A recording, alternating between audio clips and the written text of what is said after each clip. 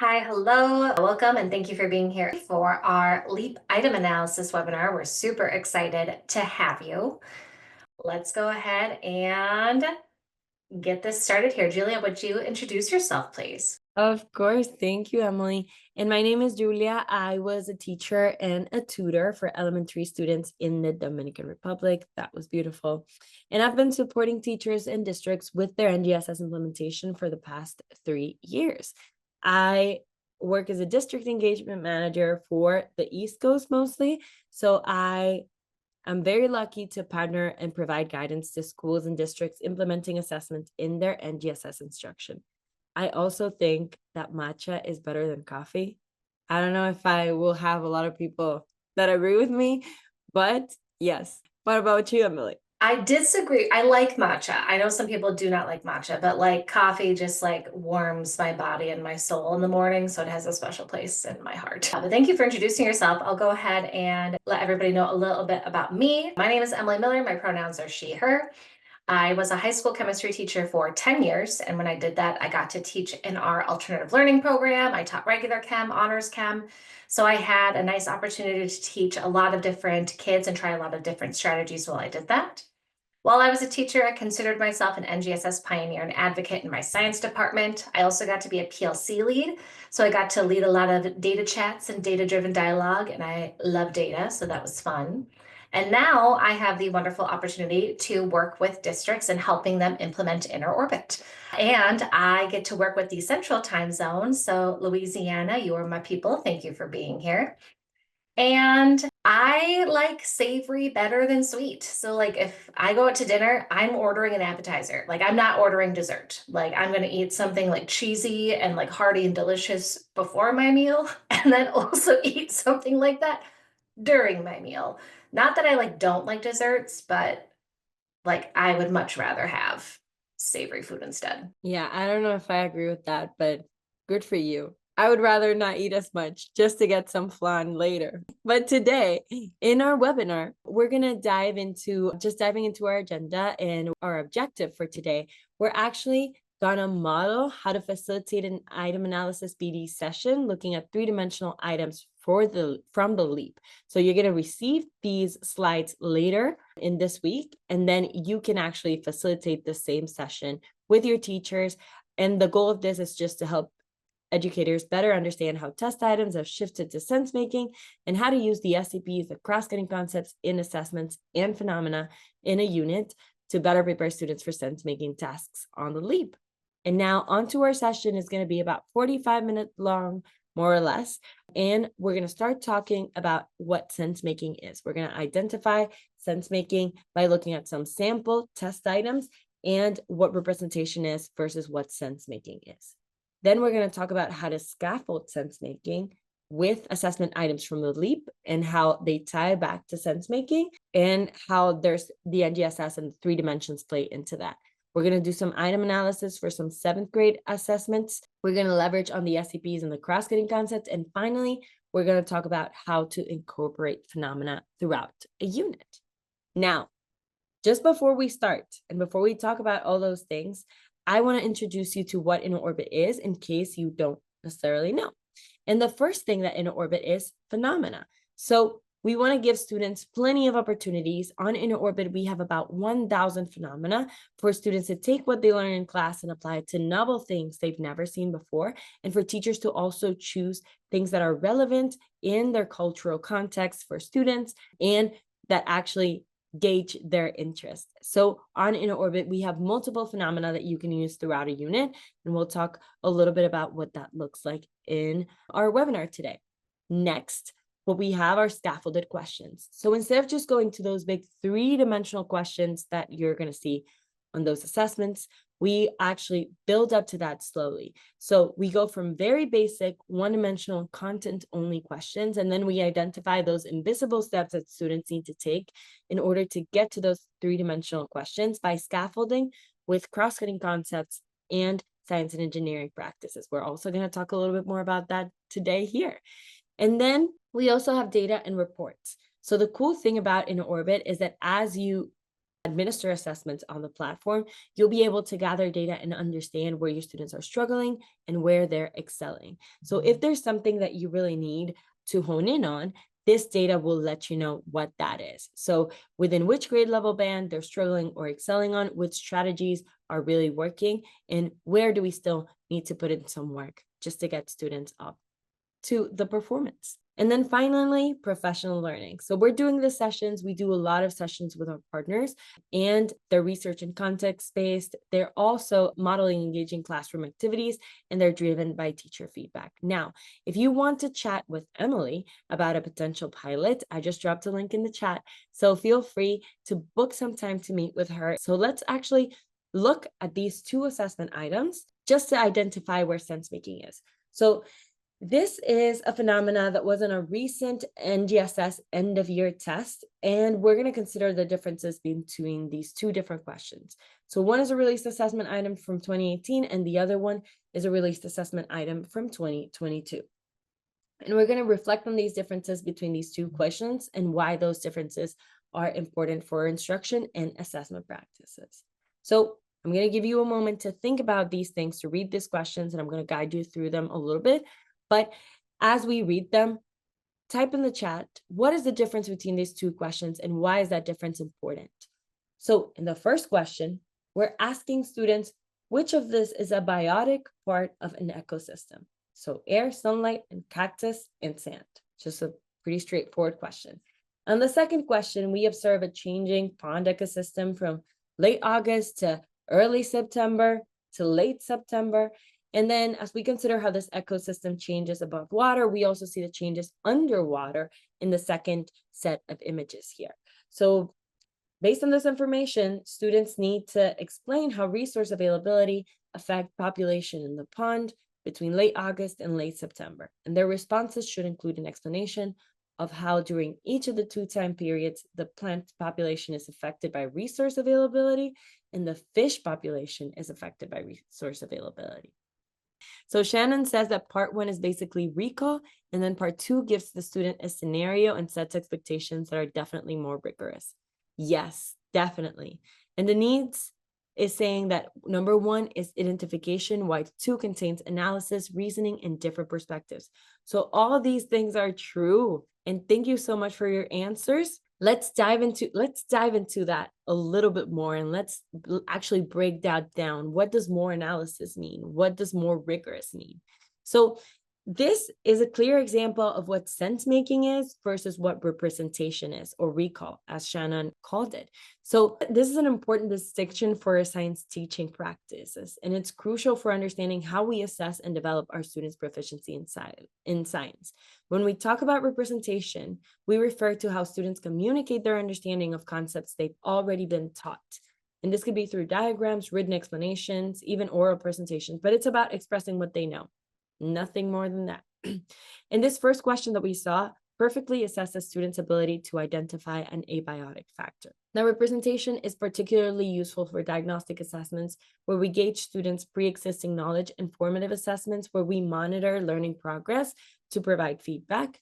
And even though it is crucial for developing understanding and tracking learning progress, it doesn't demonstrate at all the student's ability to apply their knowledge in new, unfamiliar contexts. So it's insufficient to measure proficiency.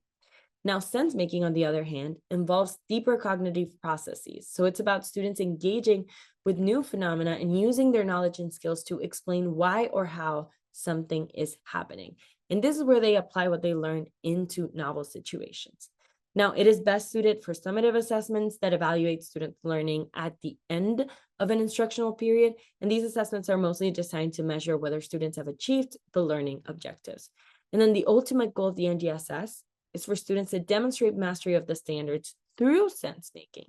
So this means that they can apply cross-cutting concepts, science and engineering practices, and disciplinary core ideas all together to understand and explain novel phenomena. Now, I'm going to pass it over to Emily, who's going to talk to us a little bit about how to scaffold up to sense making. Thank you so much, Julia. So now that we understand a little bit of like what sense making is, I want to talk about how the NGSS is interwoven within this practice, as well as how we can scaffold our students to master sense making. So The NGSS, as you may know, is made up of three primary dimensions. The first of which is the disciplinary core ideas. These are the big ideas of science, the foundational concepts that students need to understand, like energy transfer, ecosystems, forces in motion. The other part is the science and engineering practices, or we call it the SCPs. These are the skills students use to do science. So like analyzing data, constructing explanations. The SCPs are all about engaging students in the process of figuring things out. And then there's the cross-cutting concepts, or the CCCs. And these are the themes that run across all areas of science, things like patterns and cause and effect. The CCCs help students make connections between different disciplines and apply their learning in new contexts. Now, what makes the NGSS unique and powerful is how these dimensions come together when students engage with a novel phenomenon. For example, if students are investigating why certain plants grow better in one environment than the other, they might use DCIs about ecosystems, SCPs about analyzing data, and CCCs like cause and effect to help explain their findings. The integration of all three dimensions pushes the students beyond just memorizing facts and invites them to make sense of the world, or as we identified earlier, sense making, which is at the heart of both the NGSS and the LEAP science test. So now that we've got this idea of representation versus sense making, how do we get to sense making? So how do we upgrade ourselves from just representation to this idea of sense making? So on the left, you're going to see a column labeled DCI only. This represents a one-dimensional question where students are being asked to demonstrate their knowledge or content or disciplinary core idea without integrating the other dimensions. This would be just like a representation only question, like that first one that we looked at earlier with Julia. Now, to help them get to sense making, one of the things that we can do is we can leverage the SCPs and the CCCs alongside the DCI. So by integrating SCPs and CCCs in the learning process, we create two-dimensional tasks that require students to engage more actively with the material. Then to take it a step farther, then we can also introduce novel phenomena, or those real-world situations or problems that students haven't encountered before. The phenomena provide a context for students to apply what they know and use their science and engineering skills and connect ideas across disciplines. This process of taking content that they're learning with SCPs and CCCs and phenomena all together make up this concept of sense making. Another way to think about this is looking at those three-dimensional questions. So using all elements of the NGSS at once. So what we're going to be doing now is we're going to be actually breaking down a LEAP item here in a minute, and we're going to see how it embodies that three-dimensional sense making. We're going to identify the NGSS standards that drive the item, and then discuss how we can use that standard to create a two-dimensional question that just focuses on the SCP or the CCC. And this is going to help scaffold students up to eventually answer those 3D questions. Then at the end, we're finally going to talk about how we can incorporate novel phenomena throughout a unit. So before we get into that LEAP item, I do want to talk a little bit about how the LEAP items can end up being three-dimensional. So when you are looking at a LEAP item, every LEAP item is going to be based off of one of the NGSS performance expectations. So for example, I've got a performance expectation up here of 4 ESS 22. So the item writer would be referencing this particular performance expectation. Now, this performance expectation does have all three dimensions in it. So it's got the SCP, the science and engineering practice, the DCI, and the CCC. So item writers would be looking at these three dimensions and figuring out how to incorporate those dimensions within a question. Now, when they're writing the question, there's actually three different types of questions that could be written. One is just a one-dimensional question. So that would be like that representation question that we had at the beginning. So there could be a little bit of this on the LEAP, but for the most part, we're going to be seeing 2D and 3D questions.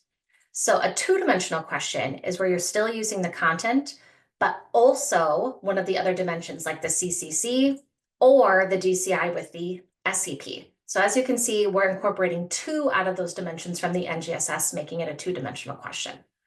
And then finally, the most rigorous question that could be asked would be a three-dimensional question.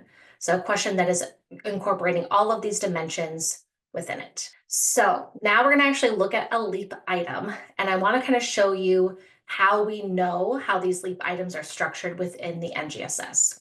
So what I have right here is actually a LEAP answer key.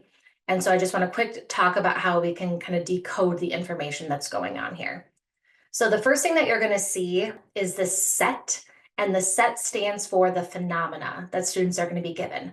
So all of the question items with this Hawaiian volcanoes are going to be referring back to the Hawaiian volcano phenomena. Sequence is just a fancy word for question number. So question 1, 2, 3, 4 within that set or within that session. And then the item type is talking about if it's a multiple choice question, so MC.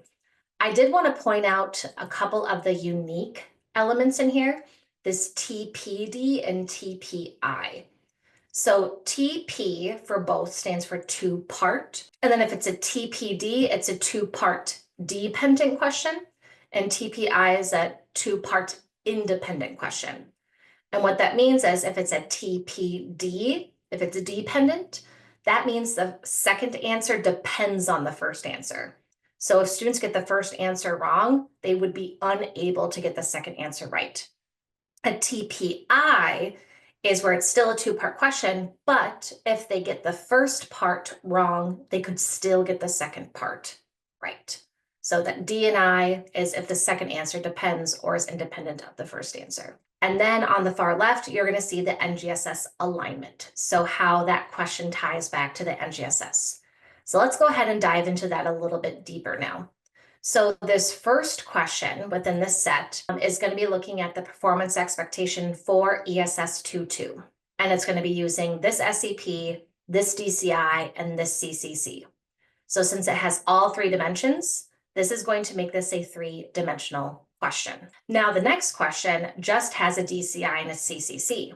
So it's still looking at the same performance expectation as before, but since it's lacking the SEP, this is just going to be a two-dimensional question. And then the next one, we've got all three dimensions here again. So it is a three-dimensional question. And then this bottom one is a two-dimensional question, but with the SEP rather than the CCC. So I like to point this out because a majority of the questions on the LEAP are going to be two-dimensional and three-dimensional sense-making questions. So they're going to have some novel phenomena like Hawaiian volcanoes, and then they are going to need to make sense of that phenomena in their different questions, utilizing those different dimensions, usually two, if not three at a time. So now that we know a little bit about how the LEAP is structured, how the NGSS ties into it, how sense-making ties into it, let's go ahead and actually analyze an item. So for today, I picked a 7th grade item for us to analyze together, simply because it's about in the middle. It's a middle grade, middle school grade.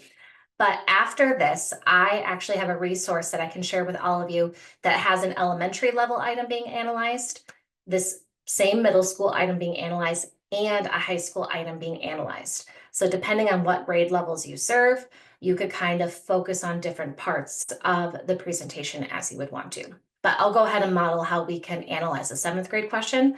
And the analysis is going to be the same process regardless of the level. So the 7th grade item that we are going to be analyzing is going to be looking at zebra mussels as our phenomena. And it is going to be a TPD question. So a two-part dependent question. So what that means is the second answer depends on the first. And this TEI stands for tech enhanced item. So this is like either a drag and drop or like a moving buttons around, something like this. So not just a simple like click multiple choice question, and also not a typing question. And for this particular question, the NGSS alignment is going to be looking at the performance expectation MSLS25, which is written here. The SEP of this question is constructing explanations and designing solutions. The DCI is specifically looking at MSETS1B. So if you look at the DCI, there's 3 different components, and this item is specifically focusing on the bottom component here. And then the CCC of stability and change. So as you can see, since all 3 dimensions are listed in the alignment, this is going to qualify as a 3-dimensional question. And so students are going to be doing a sense-making question because they're going to be trying to make sense of zebra mussels using all three of these dimensions. So now that we kind of have context for the item, let's go ahead and actually dive in and take a look at the item. So this task is centered on the phenomena of zebra mussels, like I mentioned, and how they impact waterways. So this is a two-part question. So part A is the tech-enhanced item, and this is where students are asked to drag and drop these descriptions into the correct order to show how zebra mussels affect a waterway. This part assesses their ability to analyze and sequence cause and effect relationships. Part B is a multiple choice question that builds on part A. This is why it's a TPD, it's dependent on that first part. And it's going to ask students to identify the most effective way to monitor and prevent the effects of zebra mussels.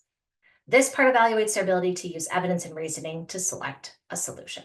So I just wanted to bring those three dimensions back into the question so you again can kind of see how all of these are going to play in. And in fact, we're actually going to take some time to see if we can actually find how these three dimensions are actually played into this item. So the first dimension that we're going to be focusing on is actually going to be the SEP. So I want you just to be thinking about the SEP at this point. And so what I want you all to do, if you want to write it in the chat, you can, or I'll just give you a little bit of time just to kind of look and think on your own. I want you to take a moment to think about how students are being asked to engage with this practice of engaging an argument from evidence. So how the SEP is showing up in this question is actually within part B. So in part B, students need to evaluate those different solutions for monitoring or preventing the effects of the zebra mussels. In order to answer correctly, they must apply reasoning and evidence to determine which strategy, such as measuring water clarity to detect changes in plankton levels, is the most effective. This builds directly on the relationships identified in part A and assesses their ability to prioritize solutions based on evidence. So together, both of these parts are kind of playing into the SEP, but part B is where it's really kind of shining through. So now how we saw how the SEP plays into the question, let's go ahead and now look at how the DCI is playing into this question. So same prompt as before. I want you just to take some time on your own individually, looking at the question, how do you think this DCI plays in? And I do want to point out that the DCI specifically in this item is this ETS 1B, which is developing possible solutions. All right. So for the interest of time, let's go ahead and talk this through. So this DCI in particular is actually showing up in part B again, because part B is prompting students to find the most effective way to monitor water paths to prevent the effects of zebra mussels described in part A. So in this case, students need to decide on a solution given this criteria listed. So this needs to prevent the effects of zebra mussels described in part A. So we need to look at that criteria, preventing the effects of zebra mussels, and then we need to find the most effective solution given this criteria. This is also connecting to that larger concept of this DCI, which is just ecosystems in general. So this is how the DCI plays into this question. And now we can finally see how this CCC plays into this question as well. So I'll give you a little bit of time, maybe not as much time as before, just because I'm aware of the clock right now, but take some time. How does stability and change play into this question? All right.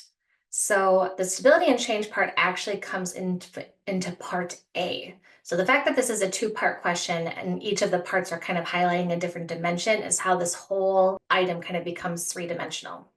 And this idea here is that small changes in one part of a system might cause large changes in another. So kind of seeing that we've got this cascading effect going on. So how just one change can kind of affect another one and how these small changes overall can have a larger impact on this larger system. Okay. So hopefully you enjoyed kind of analyzing that item a little bit and kind of picking apart those different dimensions that were present. Now I want to spend some time talking about how we can actually get students there. So how could we get students to tackle a big question like that with all these different dimensions? And kind of going back to our earlier slide, we're going to talk about how we can leverage the SEPs and the CCCs. So in order to do this, I referenced a tool from STEM Teaching Tools. It was STEM Teaching Tools number 30. And in STEM Teaching Tools number 30, it outlines task formats for 3D assessment design, which can help us align questions to NGSS while focusing on building student understanding step by step. So essentially what this tool can do is it can help us write what we call these 2D questions. So it's looking at just the content and the SEP. So we're not necessarily engaging the CCC in this question. So since we're just leveraging one other dimension with the content, this is going to help students kind of slowly build to that question. The prompt that I took from the STEM teachings tools is describe a phenomena and then give 2 or more competing arguments with varying degrees of evidence or that account for variable amounts of gathered evidence. Then you can ask students to identify which arguments are more scientific and why. So kind of modeling a question around this prompt is going to help you kind of create a 2D question to help students flex this skill. And I have an example of a 2D question here that I can show you. So keeping this prompt in mind, I pulled this phenomena and this question from InnerOrbit. And this particular phenomena is looking at different types of gardens. So a decorative garden, a pollinator garden, a native plant area. And as you can see, table 1 is kind of talking about some of the different elements of these different gardens. So how they impact the environment, time, cost, etc. So keeping all of this information in mind, our question is, Isla argues that decorative gardens promote biodiversity by bringing new species into an area. Is her argument correct? So this is a 2D question because students need to determine whether the argument is correct based on the information provided in the table and in the figure. The correct answer, which is no, because new species could harm the native plants by spreading overusing resources, requires students to analyze the evidence in the table about decorative gardens, particularly their limited benefit for pollinators and potential to harm native ecosystems, and they have to use reasoning to reject the argument and support their choice with scientific evidence. So this would be an example of a 2D question leveraging the SEP. Now let's look at how we could use a different 2D question to leverage the CCC. So the cross-cutting concept within this question was stability and change. And I used a different STEM teaching tools. This one is STEM teaching tools number 41. It's really similar to the other one, but instead it gives prompts for cross-cutting concept questions.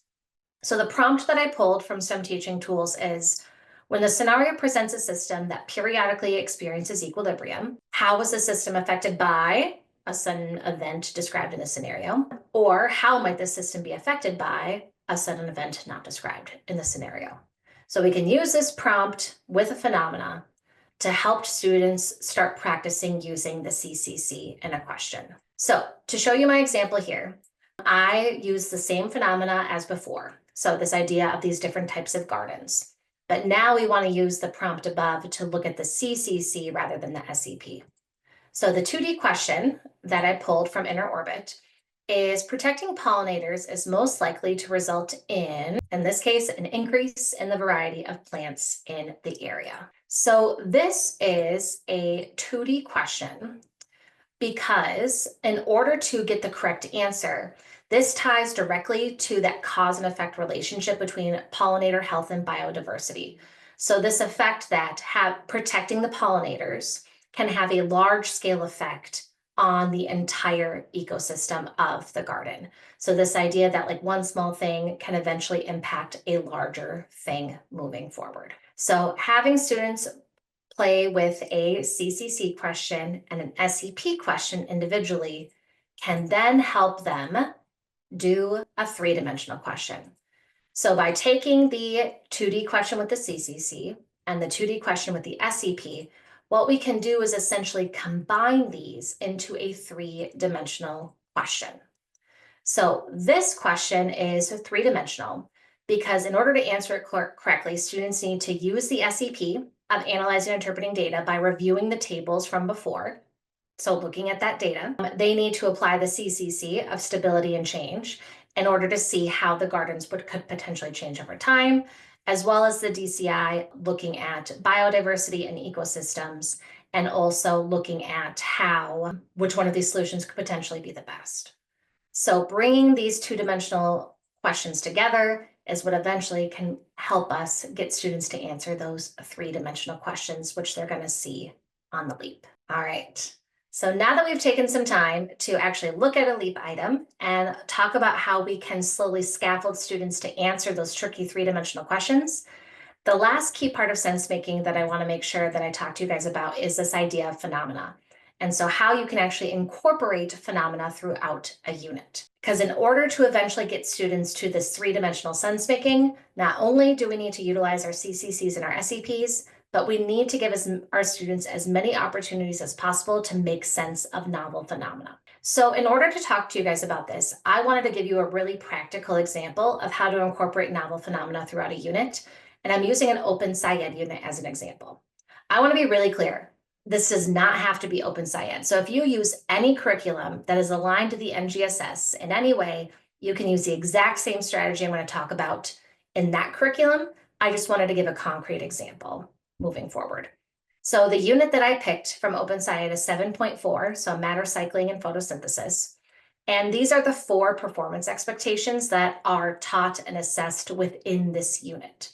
So I'm going to just focus on one of these and show you a practical example of how to incorporate phenomena when just focusing on this one performance expectation within the unit. So just to give you a little bit of a reminder of what MSLS 2.3 is, this performance expectation is about being able to develop a model to describe the cycling of matter and flow of energy among living and non-living parts of an ecosystem. So while this unit covers 4 performance expectations, I'm going to focus on the part of the unit that just focuses on this one performance expectation. So given that context, here's how you can incorporate the novel phenomena within the unit. Pretty much, as far as what I've seen, is a lot of curriculum that focuses on the NGSS usually has this anchoring phenomena at the beginning of a unit. In the case of this open SciEd unit, the anchoring phenomena is maple syrup. So this idea that you can put a spigot in a tree, maple syrup comes out, and you can eat it. And so this kind of ties into the unit with this idea of how matter and energy can enter the tree, turn into maple syrup, and then it can go into our body, and then what it does from there. What the anchoring phenomena gives an awesome opportunity for within a unit is to give something for the teacher to continuously model how to do sense making. So we can prompt our students with interesting questions like, where did the maple syrup come from? What does the maple syrup turn into once it enters our body? So the anchoring phenomena gives opportunities for the teacher to model sense making throughout the entire unit. Then as you go through the unit, obviously you're going to do your lessons with your labs and your instruction and your skills and all that good stuff. And these 3 lessons I picked here, 12, 13, and 14, are the 3 lessons in the Open SciEd unit that focus on that performance expectation of MSLS 2.3. So after you do a couple lessons that focus on one particular performance expectation, our recommendation is going to be giving them a formative assessment around a new phenomena. So something not related to maple syrup at all.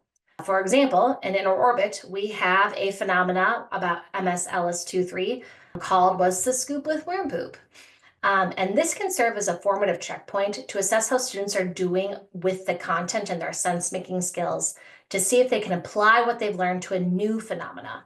Since you've been giving them a lot of examples of how to do sense-making with maple syrup, this is your chance to see if they can take what they've learned and actually apply those skills to something new on their own. These scaffolded formatives, it's nice if you've got a mixture of 1D, 2D, and 3D questions, because that way you can get a clear picture on what students are struggling with.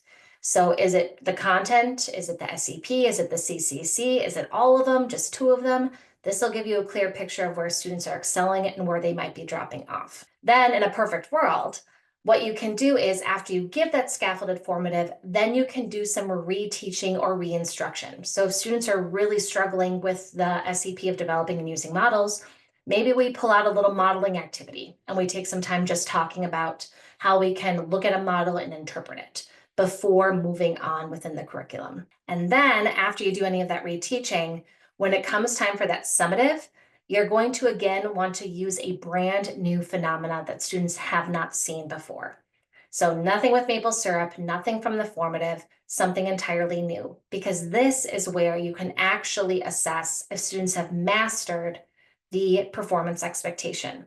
Because in order for students to master it, they need to be able to make sense of something new using all of those skills. So the idea here is using the anchoring phenomena throughout the unit to model to students how to sense make, but then give formative check-ins throughout the unit using new phenomena. So then you can see how students are doing on their own with something brand new, doing any reteaching as necessary, and then assessing them still on something brand new from there. And what's kind of beautiful about InnerOrbit, just a quick slide this in there, is for InnerOrbit, for example, we have 6 different novel phenomena for just that one performance expectation, and a total of 107 questions to go with those 6 phenomena.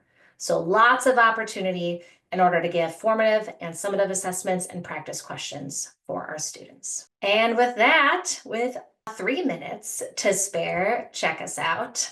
I'll pass it over to Julia to go ahead and wrap us up. Thank you, Emily. And we've gone over so much in just under 45 minutes. I'm going to drop this link in the chat one more time, because if you want to talk to Emily about a potential InnerOrbit pilot, you can always do so by finding some time in our calendar. And we're really thankful for you to be here, for you being here. You can always follow us on social, InnerOrbit EDU on X, InnerOrbit NGSS on Facebook and Instagram. But most importantly, our YouTube channel is where we actually post all these videos, not only about the leap, but also about the sense-making principle, the 3 dimensions. And if you like this type of content, please feel free to subscribe. Also, if you have any feedback or any other questions, you can email us at inquiries@innerorbit.com. But we are so thankful that you took some time in your afternoon and you joined us today in this webinar.